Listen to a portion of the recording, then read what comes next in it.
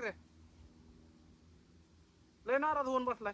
बघ केला का आपला शेजारी बंगला बांधाय काढला या, गाडी घेतली या, कितीला का सुधारलाय लागा अरे शाकऱ्या त्यांचं कुटुंब आहे ना एकत्र आहे म्हणून त्यांची सुधारणा झाली. बात तो सही है. आणि आपलं कुटुंब वाहिले म्हणून आपली सुधारणा नाही झाली.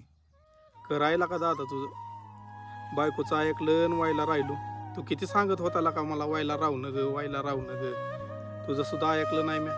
लका आपण एकत्र असतो तर आपली पण सुधारणा झाली असती.